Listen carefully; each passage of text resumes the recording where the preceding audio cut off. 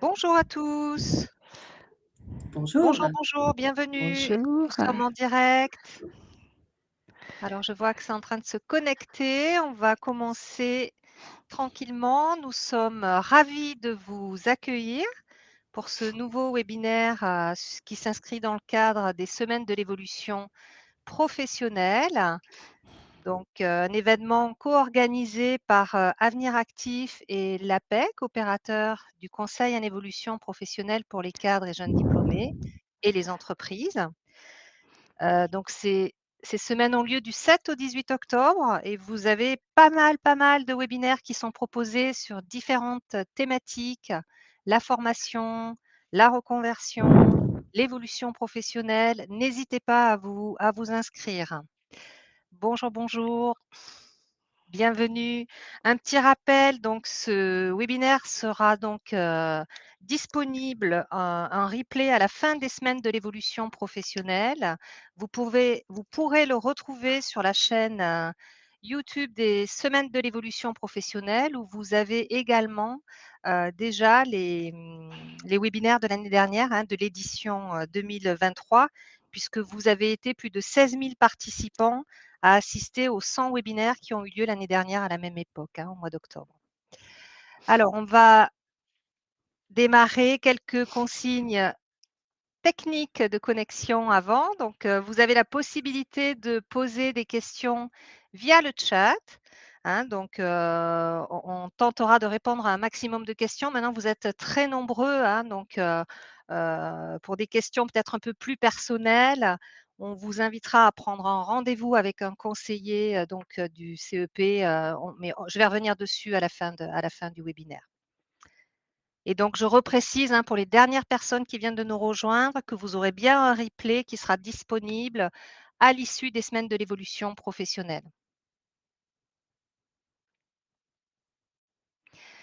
Donc, c'est un événement qui est 100% digital. C'est un événement qui est national, donc qui est présent sur tout le territoire.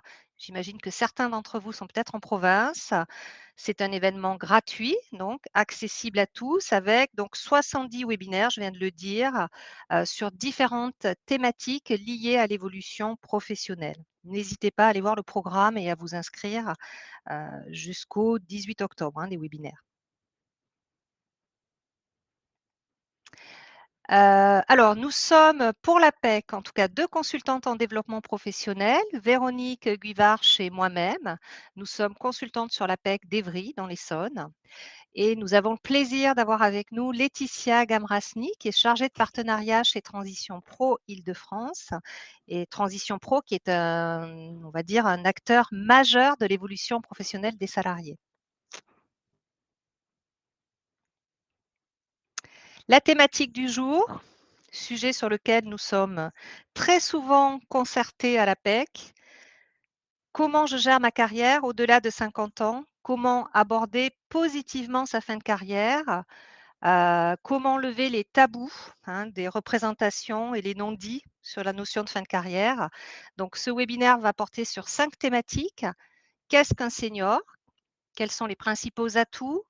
Les freins et les stéréotypes à connaître pour pouvoir justement travailler son argumentaire et voir un peu quels leviers vous pouvez mobiliser justement pour cette fin de carrière. Et on verra en fin de webinaire en quoi le conseil en évolution professionnelle peut vous aider à répondre à certaines questions.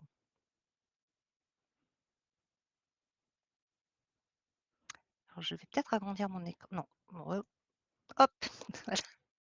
Vous me dites, mesdames, si c'est pas clair, si ça manque de.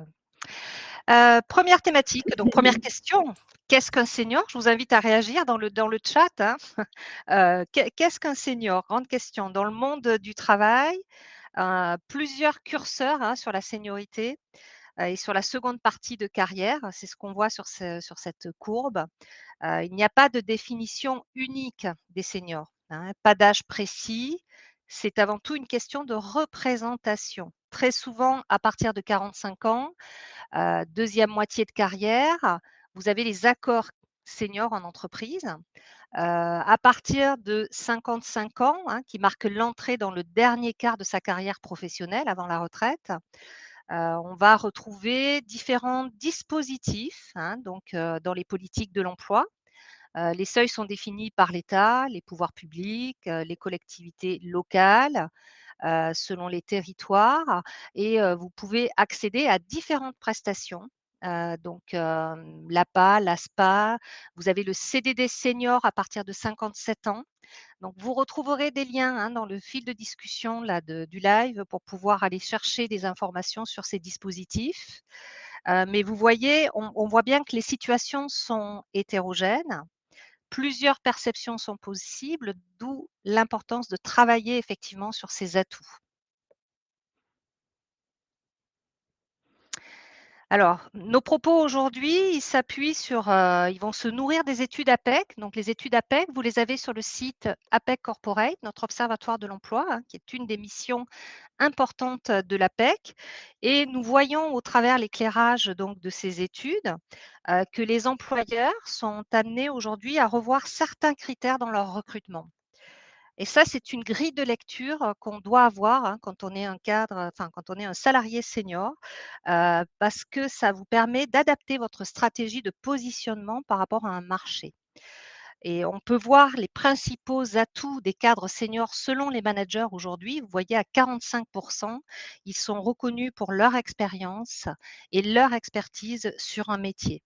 Donc ça veut dire la capacité à être efficace et opérationnel plus rapidement puisque, très souvent dans la continuité de mission que vous avez déjà exercée. Donc cette notion d'opérationnalité rapide, elle est importante à mettre en avant. La maîtrise d'un poste ou de situation courante, la connaissance des rouages de l'entreprise de manière générale, la capacité à s'emparer de sujets, hein, qui nécessitent à la fois de l'expertise métier, mais on voit, hein, l'importance des compétences relationnelles, les fameuses soft skills, hein. Quand on dit travailler sur ses qualités personnelles, ses processus mentaux, ses caractéristiques personnelles, c'est quelque chose qui est mis en avant, en tout cas mis en exergue par les recruteurs, hein. Donc c'est quelque chose, il faut vraiment, travailler sur, ses qualités relationnelles, ses traits de personnalité pour pouvoir les mettre en avant également.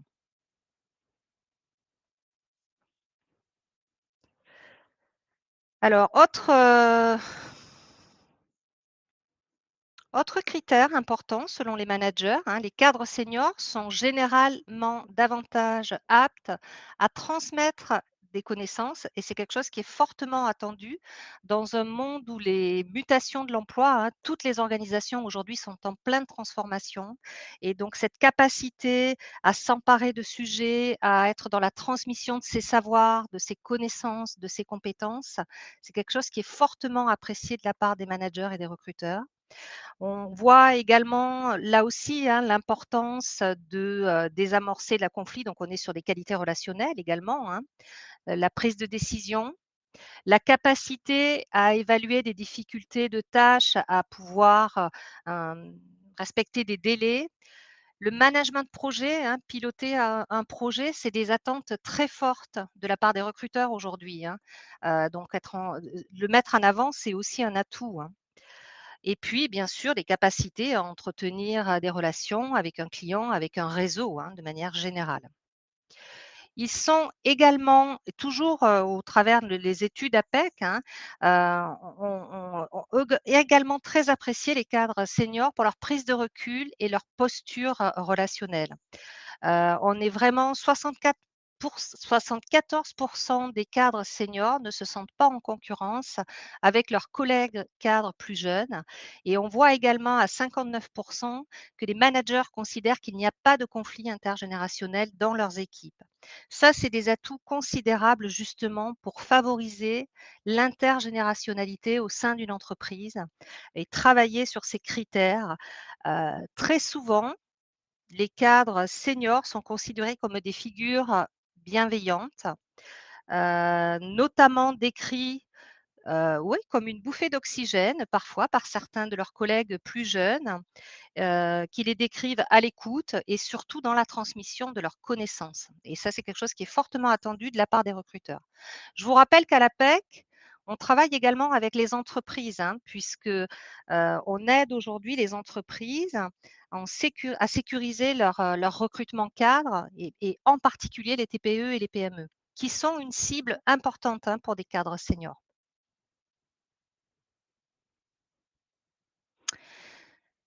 Véronique, ça va dans le chat? Parce que du coup, je suis pas. Il y a des personnes qui rencontrent des difficultés de connexion. Ah, Voilà, tout va bien, c'est géré. Les personnes interagissent entre elles.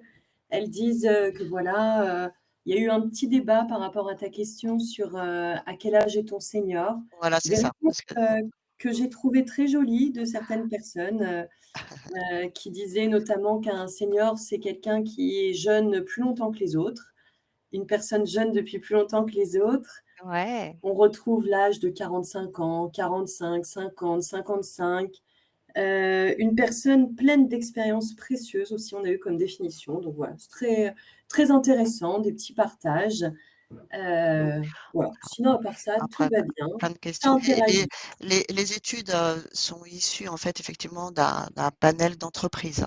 Donc autant au sein de grandes entreprises que de petites entreprises, de TPE, PME et grands groupes par rapport à une question. Toutes les études qu'on vous a envoyées sur effectivement comment valoriser les atouts de son expérience senior, voilà, c'est vraiment un panel d'entreprises qui a été interrogé. Voilà, Bah, on va te merci, relaisser la parole, merci. Evelyne. Oui. Non, mais très bien, merci pour tous ces feedbacks. C'est intéressant effectivement, hein.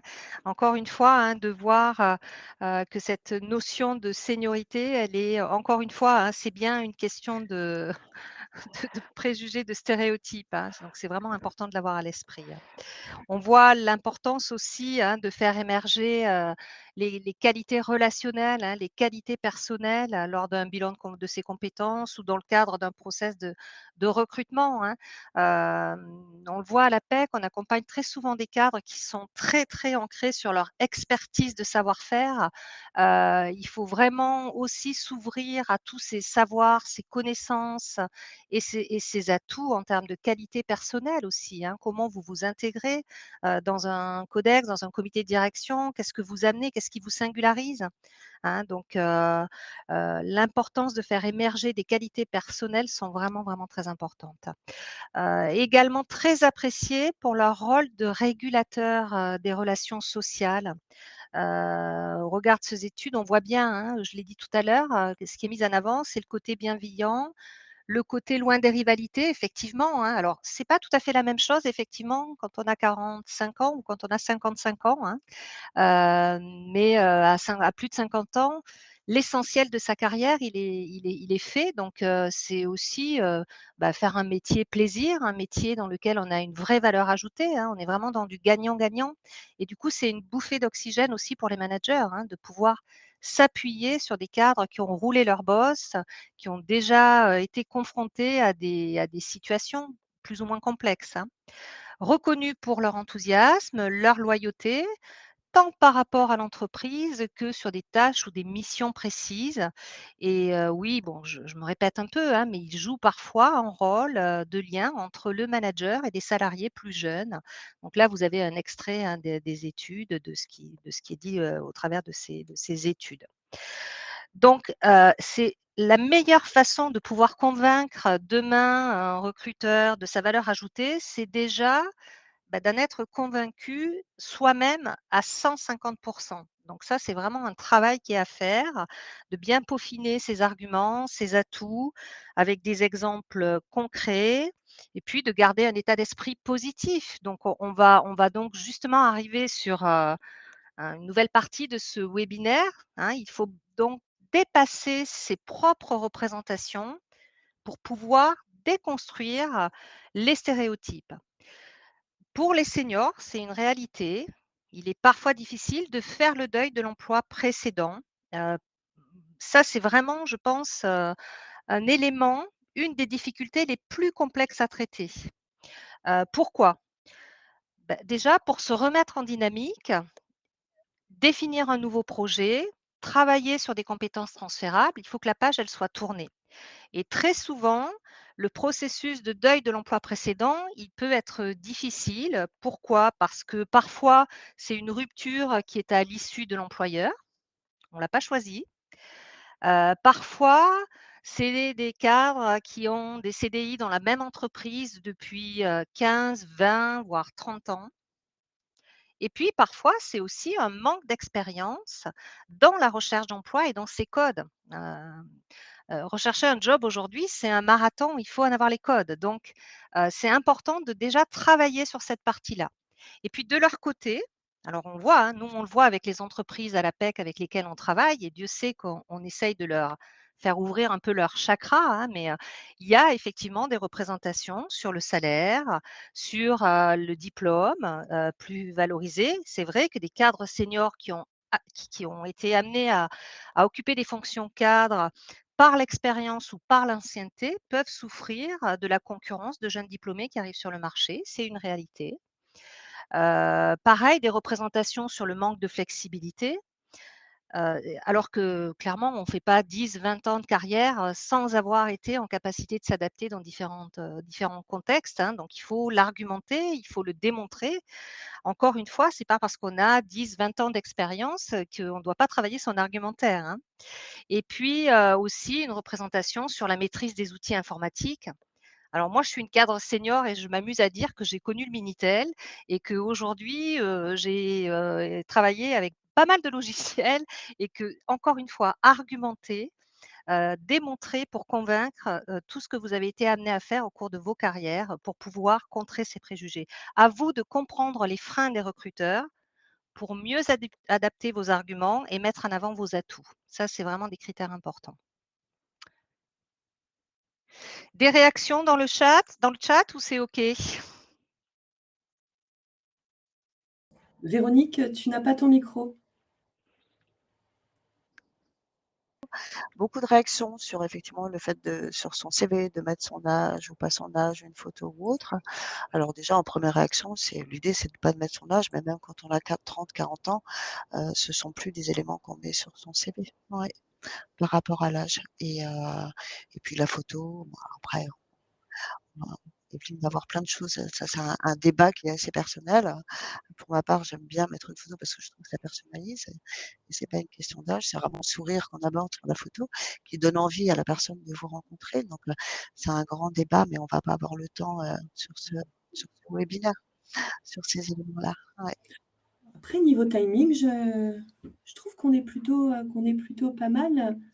Et c'est vrai que ça s'anime en tout cas beaucoup, hein, dans Oui, le. ça l'aime, voilà, tout le monde discute entre eux, voilà, vous discutez tous entre vous avec Et du énergie. et du Ouais, coup, ils avec ont réagi. énergie, ouais, Ils ont réagi au ouais, Minitel, Evelyne. Certains, ouais, effectivement, disent, voilà, petit débat entre le Minitel et l'IA, voilà, c'est ça, ouais, mais ça Bah ouais, mais questionne. complètement, ouais, mais c'est tout à fait ça, hein. On a utilisé, enfin mmh, pour ma part, j'utilise aujourd'hui l'IA et Dieu sait que dans le recrutement, c'est en plein développement et j'ai utilisé il y a de nombreuses années le Minitel, c'est une réalité. Donc voilà, il faut être en capacité de pouvoir démontrer euh, ses capacités à travailler avec sur les outils numériques. C'est hyper important de se mettre à niveau.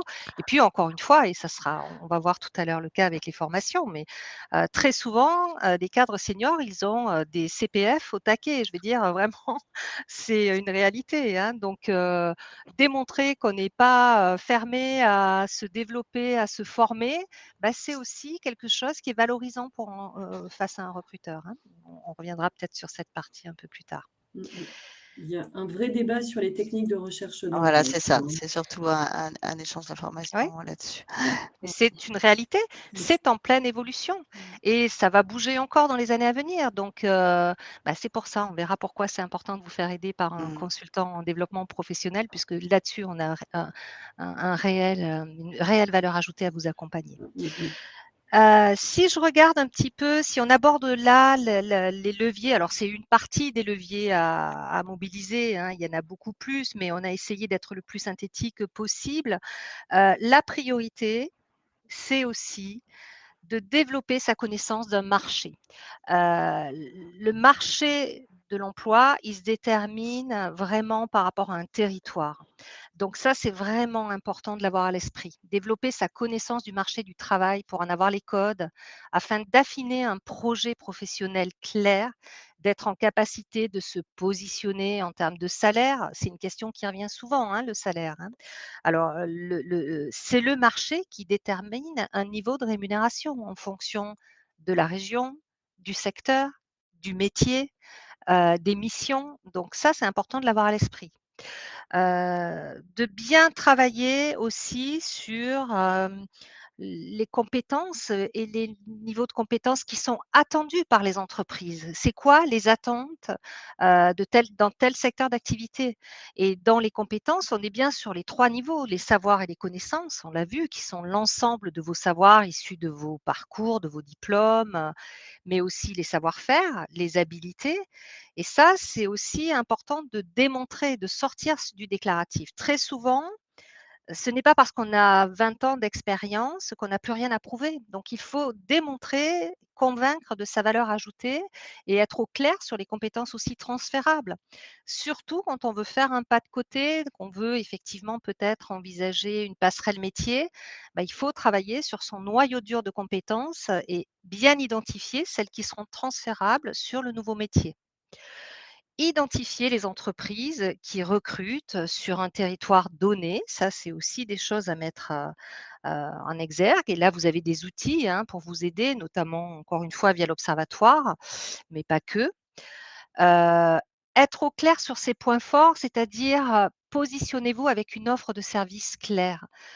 Quand on a une expérience de 20, 25, 30 ans, qu'on est un expert, un spécialiste, c'est important de parler de ses compétences en les apportant comme une offre de service, hein. C'est vraiment important. Vous vous mettez dans une posture d'offreur de service.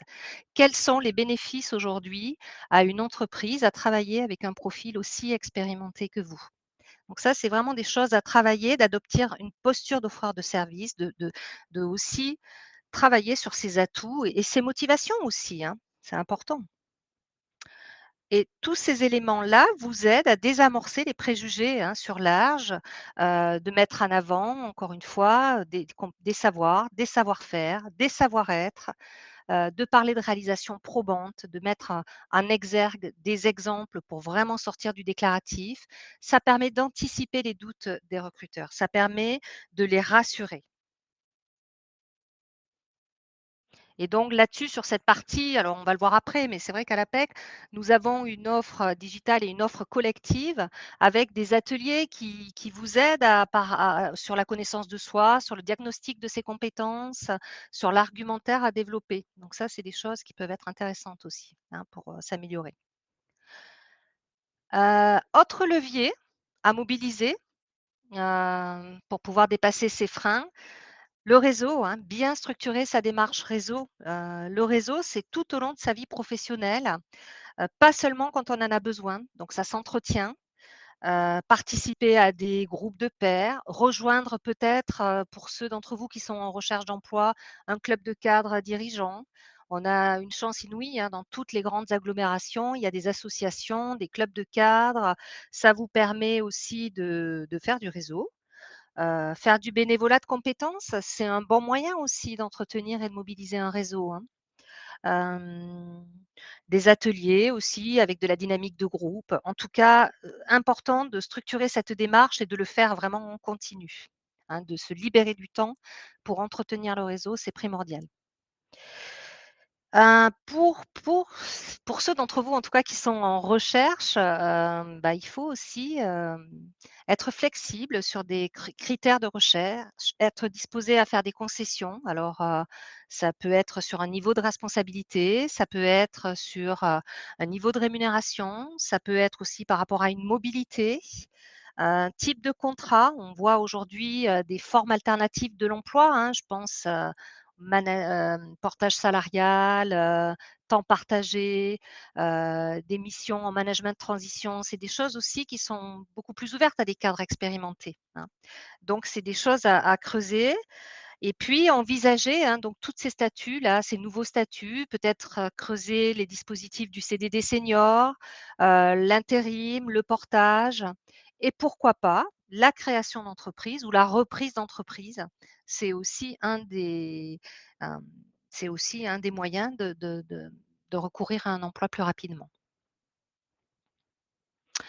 Est-ce qu'il y a des questions particulières? Est-ce qu'il y a des réactions particulières sur ces thèmes?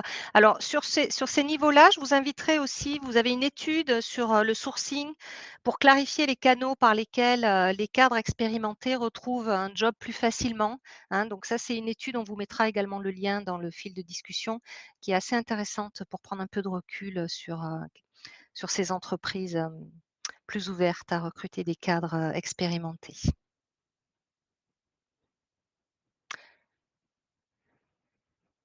Pas de questions particulières? Alors on continue. Alors, quelqu'un fait un commentaire, c'est pas une question, mais qui recommande Ouais. l'atelier APEC démontré pour convaincre. Plutôt positif pour. Un commentaire positif, on prend, merci. Il y a les liens, effectivement. J'ai pas vu. Alors moi, je recommandais effectivement, bien sûr, par rapport à tout ce que disait Evelyne, notre web atelier «Oser explorer d'autres formes d'emploi». Je vous ai mis quelques liens déjà pour mieux comprendre le portage, mieux comprendre le management. C'est pas évident de comprendre tout seul derrière des liens. Donc c'est pour ça que je vous invite à vous inscrire à notre web atelier «Oser explorer d'autres formes d'emploi». J'ai pas vu, mais effectivement, ouais, Laetitia, ouais, merci. Merci Antoine d'ailleurs. Alors, il y a 2 questions. Ça va pas être possible Nathalie, j'en suis désolée, parce que vous êtes 800 en fait, connectés. Et donc je vais pas pouvoir, je n'ai pas votre adresse mail et je ne je vais pas pouvoir, vous êtes 800 connectés sur, ce live, je suis désolée. Mais là vous pouvez les récupérer, quoi, sur le chat. Puis en parallèle, vous les copiez vite sur un document Word. Et du coup, les questions, Laetitia, du coup? Alors, il y avait celle-ci à laquelle Véronique répond, une autre qui voudrait poser la question des CDD seniors. Est-ce que tu pourrais donner des précisions sur les CDD seniors? Je ne sais pas si ça existe à proprement Oui. parler. Bon, le CDD senior, c'est un CDD à partir de 57 ans. Alors, je vous ai mis un petit lien aussi que vous trouverez en début de chat, mais c'est un CDD donc, qui est accessible lorsqu'on a 57 ans. Il faut être inscrit à Pôle emploi. Et en fait, je vais dire les choses assez simplement. C'est ce qui permet à une entreprise de contracter un CDD avec vous simplement parce que vous êtes senior sans autre motif. Et c'est extrêmement important que vous le sachiez parce que ça permet éventuellement dans vos entretiens au réseau ou autres d'être en capacité de dire, en tout cas si vous ne souhaitez pas m'embaucher en CDI, sachez que vous avez la possibilité, parce que j'ai 57 ans et que je suis inscrit à France Travail, de pouvoir déclencher un CDD senior. Donc, en quelques mots, voilà, c'est vraiment, c'est cela. Ouais, c'est Donc, hyper voilà, important parce c'est qu'aujourd'hui, le important. Les CDD est entreprises ne très connaissent pas restrictif sur les forcément. motifs, Voilà. hein. Donc, c'est vrai que pour un employeur aujourd'hui, avoir recours à un CDD, les motifs de CDD sont très restrictifs. Donc là, c'est comme vient de le dire Voilà. Véronique, sur ces critères-là, c'est aussi une possibilité de retour en emploi plus rapide. Voilà, en plus du portage salarial et autres. Mmh. Autre levier important, je vais laisser peut-être la parole Attends juste un à instant, Evelyne, oui. excuse-moi, parce qu'il y a une interrogation qui se croise un petit peu dans le chat et je pense que c'est important de rassurer certaines personnes qui s'interrogent sur le fait que cette présentation est uniquement réservée aux cadres, en fait, qu'on ne parle que de cadres. Et donc, la question de savoir, qu'en est-il pour les non-cadres, finalement? Non, mais très bien, ouais, tout à fait, c'est très bien. Alors effectivement, moi, Restez! non, non, aujourd'hui, enfin, sur les semaines de l'évolution professionnelle, on est bien d'accord, c'est ouvert à tous les salariés. Moi, je parle effectivement des services de l'APEC, qui est un opérateur du conseil en évolution pour les cadres. Et vous allez le voir, je vais revenir justement sur les différents interlocuteurs. Si vous êtes non cadre, vous avez des opérateurs du CEP spécifiques que vous pouvez aussi, à qui vous pouvez faire appel, en tout cas, qu'on soit commerçant, indépendant. Heureusement, on a recours au CEP. Mais on va le voir un peu plus loin. On va revenir sur cet thème-là. Et les constats et tout ce que Evelyne présentait restent similaires, hein, qu'on soit cadre ou non cadre, ça concerne tout le monde, de même que ce que je vais présenter après. Voilà, Voilà. justement, ça fait le lien, très bien. Je laisse la parole à Laetitia, justement, qui va vous en dire plus sur les dispositifs vraiment aidants pour vous aider enfin, pour rebondir. Oui, merci beaucoup, Evelyne. Alors effectivement, donc là, bien évidemment, on s'adresse aux personnes cadres et non cadres. Et là, on est dans une dynamique un peu différente par rapport à une recherche d'emploi classique. Ça fait partie des leviers, comme le soulignait Evelyne, lorsque vous êtes en questionnement sur votre avenir professionnel et qu'à un moment, vous vous dites, en fin de compte, peut-être que je pourrais changer de métier. Donc, changer de métier, bien souvent, ça va en passer par une formation. Et en ce cas, eh bien, vous pouvez trouver Transition Pro sur votre route. Alors, Transition Pro est un acteur régional présent sur tout le territoire métropolitain, mais également outre-mer. On est vraiment présent partout, à chaque fois avec le nom de notre région. Donc, Transition Pro Île-de-France, Transition Pro PACA, Transition Pro Normandie. Quelle que soit la région, on est présent et on a les mêmes dispositifs. Donc, moi, je vais vous parler plus particulièrement de 2 dispositifs pour vous aider lorsque vous êtes à un moment de votre carrière où vous vous dites que peut-être ça pourrait être intéressant de changer de métier pour redonner un nouvel élan à votre carrière. Donc, depuis le 1er janvier 2019, le projet de transition professionnelle existe et il a remplacé le CIF, le congé individuel de formation, pour ceux qui ont connu le FONGECIF qui existait pendant 36 ans. Donc, aujourd'hui, Transition Pro a pris la place du FONGECIF depuis le 1er janvier 2020 et on a donc ce fameux dispositif qui permet aux salariés qui travaillent dans le secteur privé, en CDI, en CDD en emploi, en intérim ou intermittent du spectacle, de se reconvertir pour changer de métier. Alors, sur la question d'éligibilité, je tiens déjà à rassurer, ce n'est pas parce que peut-être qu'actuellement vous n'êtes pas en emploi que ce dispositif ne peut pas être une possibilité pour vous. Puisqu'en effet, sur la règle du PTP, quand on est en CDD, eh bien, vous devez avoir travaillé au moins 2 ans, consécutifs ou non, au cours des 5 dernières années, quel que soit votre contrat de travail, et au moins 4 mois au cours des 12 derniers mois, que cela soit consécutif ou non. Donc, ça reste une possibilité à laquelle on ne pense pas toujours, notamment quand on est demandeur d'emploi, de se dire, tiens, peut-être que je pourrais changer de métier. Alors, l'idée du PTP, c'est que pendant un temps donné, vous allez consacrer une partie de votre vie professionnelle à vous former via une formation certifiante, donc qui amène à l'acquisition d'un diplôme, dont l'objectif sera de vous permettre de changer de métier. Le gros avantage de ce dispositif, c'est que vous pouvez à la fois obtenir le financement du coût de votre formation, mais également le maintien de votre rémunération pendant tout le parcours de formation que vous aurez choisi. Donc, du coup, comment cela fonctionne?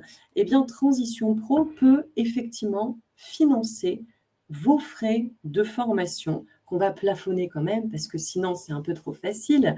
Donc, un plafonnement qui est double, on peut aller jusqu'à 18 000 € hors taxe pour une formation, auquel va s'ajouter également un taux horaire à 27,45 €.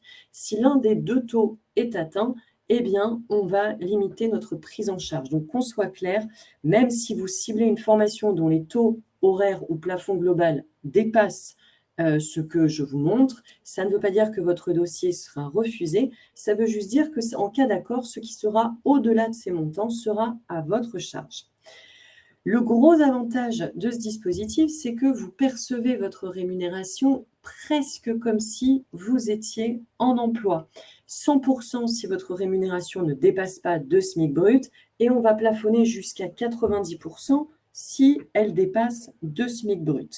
On va regarder les conditions d'ancienneté selon votre contrat de travail actuel. On va regarder également les délais de dépôt de dossier. Si vous êtes en CDI, il y a tout un déroulé qu'il faut respecter, c'est-à-dire votre employeur doit être informé, vous devez déposer votre dossier au moins 3 mois avant de débuter la formation.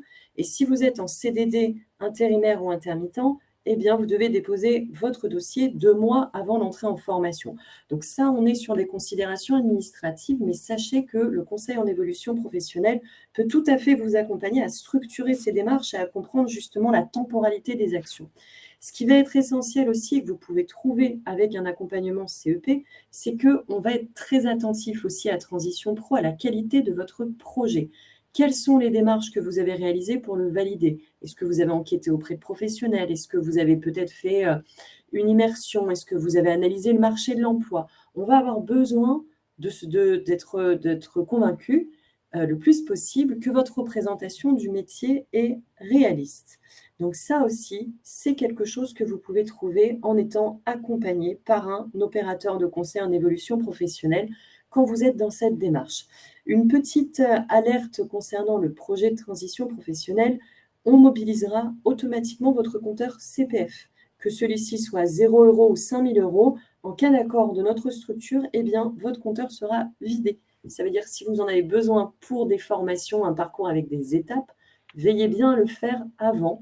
Comme ça, au moins, vous aurez la possibilité de l'utiliser avec un parcours pour faire un bilan de compétences, pour faire une VAE, pour faire des cours de langue ou bien d'informatique, vous former à l'IA peut-être pour passer du Minitel à l'IA.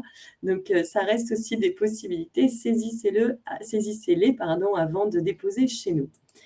Un autre dispositif qui peut convenir aussi à certaines situations, avec un public beaucoup plus restrictif que pour le PTP, c'est le dispositif d'émission reconversion. Alors celui-ci va s'adresser exclusivement à des salariés du secteur privé qui sont en CDI, qui ont au moins 5 années d'activité en continu et qui ont un projet de reconversion professionnelle. Donc on est à la fois sur plusieurs critères d'éligibilité et cette idée que pour être éligible à ce dispositif, vous devez avoir un projet de reconversion qui soit implique une formation, soit un projet de création de reprise d'entreprise. Et ça, effectivement, ce dispositif, il est très précieux, notamment pour la création d'entreprise, parce que, en fait, en ayant cette possibilité-là, vous pouvez démissionner de votre structure, monter votre projet de création d'entreprise et bénéficier des allocations retour à l'emploi de France Travail. Attention, vous démissionnez sans ce dispositif vis-à-vis de France Travail, vous n'avez le droit à rien. Donc, vigilance, ce dispositif a des étapes obligatoires. Il faut bien être sûr de les respecter avant toute démarche. Ne démissionnez pas sans vous être renseigné. Donc, en première étape, justement, c'est de vous renseigner sur les conditions. Est-ce que vous remplissez bien les conditions d'éligibilité? En deuxième étape, vous devez, pour le coup, c'est obligatoire, prendre rendez-vous avec un CEP afin d'élaborer votre projet professionnel. En étape 3, c'est la partie transition pro. On va valider le caractère réel et sérieux de votre projet. Ça veut dire que vous aurez construit un projet avec un CEP, création d'entreprise ou formation. Vous allez nous le formaliser. On va étudier toutes les démarches que vous avez faites. Et en fonction, on va statuer, est-ce qu'on considère que votre projet a un caractère réel et sérieux? Dans le cas d'une réponse positive, on vous remettra une attestation qui vous permettra de vous inscrire à France Travail en tant que demandeur d'emploi pour bénéficier donc d'un suivi de la structure, mais également donc des allocations retour à l'emploi qui peuvent vous permettre de sécuriser votre situation pendant que vous lancez votre entreprise, par exemple. Vigilance également, il n'y a que France Travail qui pourra vérifier que vous êtes bien éligible lors de l'inscription. Donc vraiment, regardez bien cette situation-là avant toute chose et surtout démissionner le plus tard possible si c'est le choix que vous faites de ce dispositif. Alors, on voulait quand même vous partager un petit exemple d'une personne qui a été accompagnée par l'APEC, qui a réalisé le dispositif d'émission reconversion et qui a pu profiter donc de cette opportunité. Donc, c'est le cas de Brigitte qui a 58 ans. Elle avait été responsable de 2 résidences pour étudiants en situation de handicap et toute sa carrière, elle l'avait faite auparavant en tant qu'orthophoniste. À 58 ans, elle se dit qu'elle a envie d'évoluer vers le métier de médiatrice familiale. Elle décide d'utiliser le dispositif démissionnaire parce que pour elle, c'était la solution qui était la plus favorable à sa situation. Et donc, elle a suivi une formation d'1 an et ensuite, elle s'est établie à son compte en tant que médiatrice familiale. 2 ans après qu'elle ait obtenu la validation de Transition Pro, elle nous a indiqué qu'elle exerçait en tant qu'indépendante, qu'elle avait tiré parti de toutes ses compétences transférables. C'est aussi ce que vous disiez, Evelyne, tout à l'heure. Une personne senior a beaucoup de compétences aussi qu'elle peut valoriser dans le cadre d'une transition professionnelle ou même dans le cadre d'une recherche d'emploi. Et pour la petite histoire, en 2023, Transition Pro Île-de-France lui a remis le prix de la reconversion dans la catégorie senior. Donc, elle a été en compétition avec plusieurs seniors ayant fait ce même processus de reconversion et c'est elle qui a reçu donc le fameux prix lauréat des trophées de la reconversion. Donc, voilà pour l'histoire qu'on souhaitait vous partager de Brigitte qui a fait ce choix-là de se reconvertir à 58 ans. Et je te relaisse la main, Evelyne.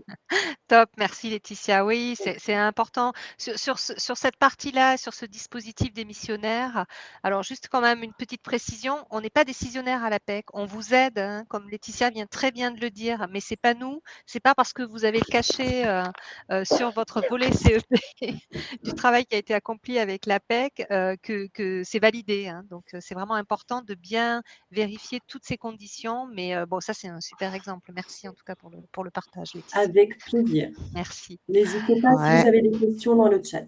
Oui, alors quelques petites questions. Je me suis permise en tout cas de répondre à une question. Effectivement, pour utiliser le PTP, il faut que la formation soit éligible au CPF. Et là, je parle sous ton contrôle, Laetitia, bien sûr, par rapport à une des questions, je ne sais plus parce qu'il y en a beaucoup, mais en général, c'est un cofinancement, mais je parle sous ton contrôle et que quelqu'un qui sollicite le PTP, souvent, il met, entre guillemets, sur la table son CPF. Tout à fait. C'est Ok, voilà. effectivement ce que j'ai dit tout à l'heure. Voilà, c'est ça. Mais Attention. c'est plein de questions sur le chat. Oui. Et je vois, alors c'est marrant parce que j'ai un petit problème, je pense, d'affichage des questions. Il y en a certaines Oui, que je moi ne vois aussi. pas. Ah, C'est c'est vrai. étrange. Ouais. Ouais. Et du coup, je vois une question et pour le coup, j'avais préparé la réponse, donc je vais la donner avec grand plaisir. C'était la part des seniors dans les dossiers de transition pro. Alors moi, malheureusement, je vais vous parler que de l'Île-de-France puisque je ne l'ai pas précisé, mais je suis en Île-de-France à transition pro. Et en fait, j'avais regardé et les seniors représentaient 25% de nos publics. Donc ça représente quand même un quart qui ont plus de 45 ans si on prend cette notion RH de 45 ans. Et leur taux d'acceptation a été de 64%. Ça veut dire entre 6 et 7 dossiers sur 10 sont acceptés pour, en termes de dossiers pour le PTP, là je parle, le projet de transition professionnelle, et qui s'adresse à tout le monde, cadre, non cadre, bien évidemment. Pour le dispositif démissionnaire, pour répondre à une des questions, il y en a tellement. Le délai, en réalité, une fois que votre dossier est construit, que ce soit pour un projet de création ou de reconversion nécessitant une formation, une fois que votre projet est construit et est envoyé à Transition Pro s'accorde un délai de 2 mois pour vous donner l'accord. Et là, je dois dire, je n'ai pas le chiffre exact, j'aurais peur de me tromper, mais un cadre, enfin quelqu'un, un senior une personne, j'ai envie de dire, voilà, qui a bien travaillé son dossier de création d'entreprise avec un business plan, un plan de financement, en expliquant à la commission vraiment toutes les démarches qu'il a réalisées, ses motivations, la conscience qu'il a des enjeux, tout comme un cadre qui a un projet de reconversion professionnelle qui nécessite une formation, qui est vraiment en capacité de démontrer à travers son dossier que c'est vraiment vraie réflexion, le taux d'acceptation est extrêmement élevé. Voilà. Tout à fait. Ça, il s'agit là du dispositif démissionnaire, effectivement, différent du PTP. Tout à fait.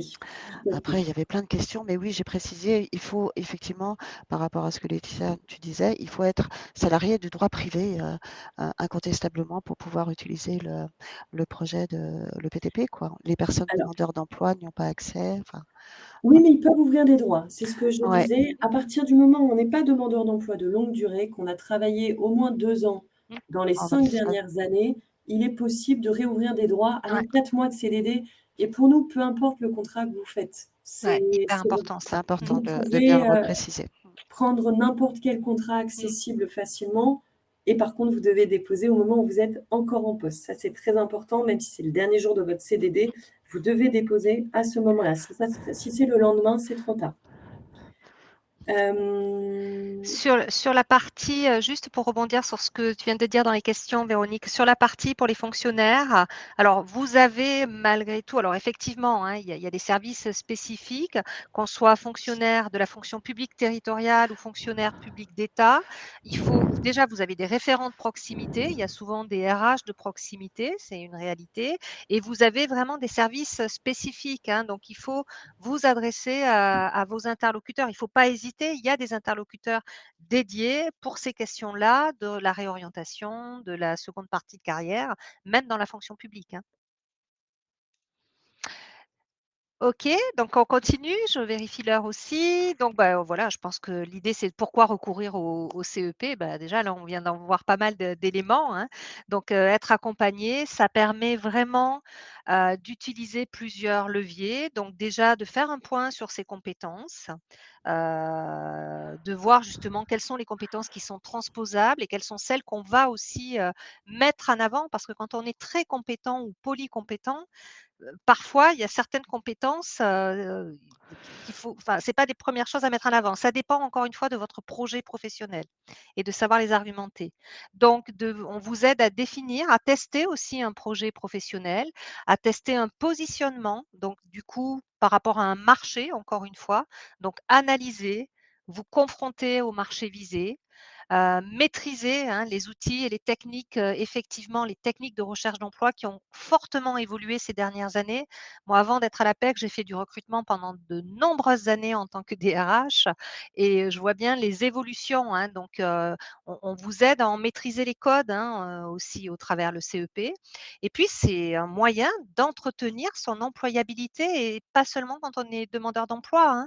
C'est vraiment travailler sur les prochaines étapes.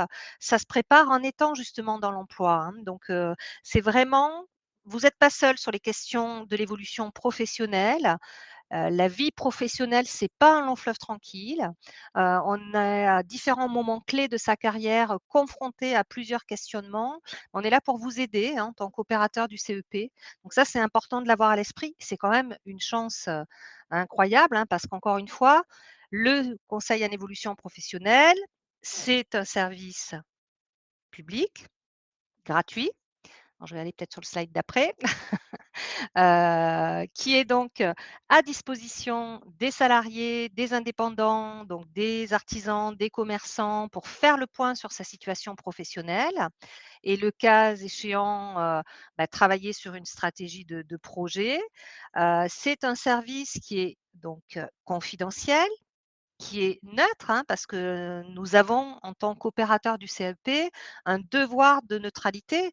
On vous aide à réfléchir, on vous aide à poser un cadre, on vous aide à travailler sur un objectif. Encore une fois, c'est accessible sur tout le territoire. Il y a des opérateurs du CEP dans la France entière, enfin, dans les DOM-TOM, vraiment sur tout le territoire. Et puis, c'est un service qui est impartial. Il n'y a pas de jugement. On vous accueille tel que vous êtes, pour reprendre une pub célèbre. Donc, nous sommes habitués à toutes les questions qu'on se pose au cours d'une carrière. Donc, voilà en quoi c'est important de venir rencontrer quelqu'un quand on a ce type de questions.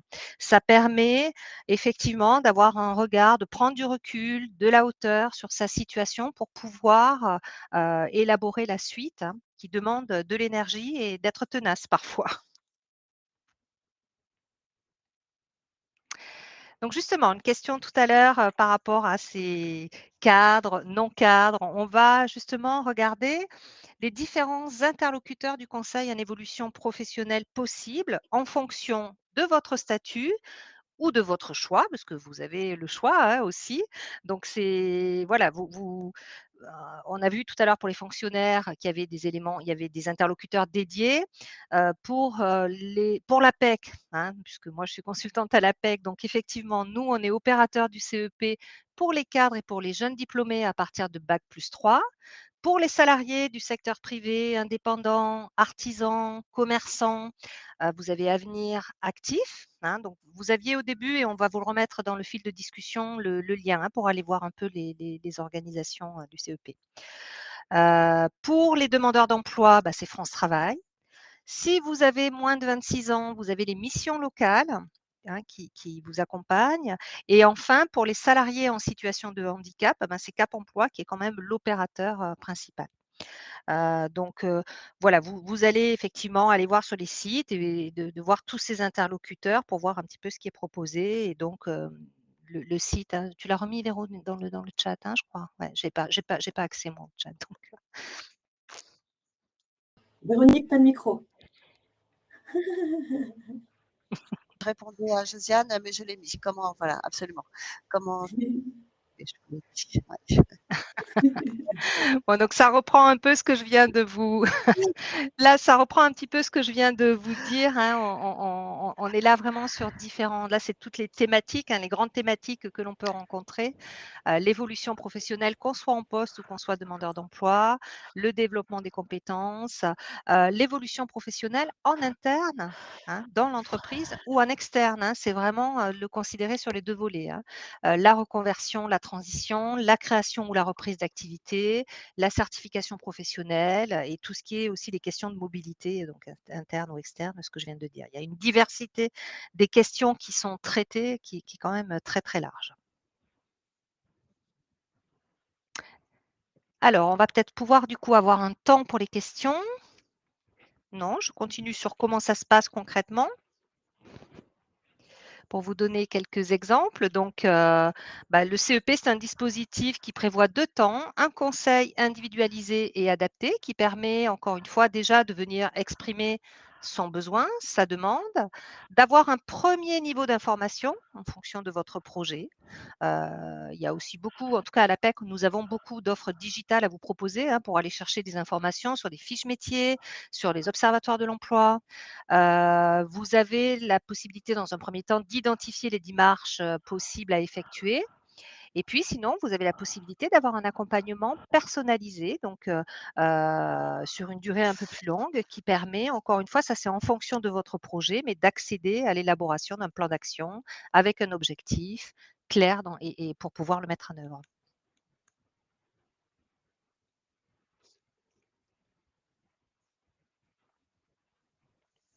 Donc, on l'a dit tout à l'heure, vous êtes très nombreux. Donc, effectivement, j'imagine qu'il y a beaucoup, beaucoup de questions qui peuvent être très personnelles. N'hésitez pas, on vous invite vraiment à mobiliser. Donc, voilà, vous avez le site. Regardez quel est l'opérateur qui est le plus, le plus aidant pour vous et à mobiliser le CEP, prendre un rendez-vous. Ça peut être dans un premier temps un rendez-vous one-shot, un rendez-vous conseil. On peut vous aider à réfléchir, à vous confronter à la réalité de votre projet au marché. Donc ça, c'est vraiment quelque chose, l'accompagnement fait toute la différence. Si c'est le mot de la fin, je pense que c'est le mot à retenir. Les clés d'un projet réussi, c'est aussi s'y accorder du temps. Et très souvent, surtout quand on est en poste, c'est difficile d'arriver à caler du temps pour préparer la suite.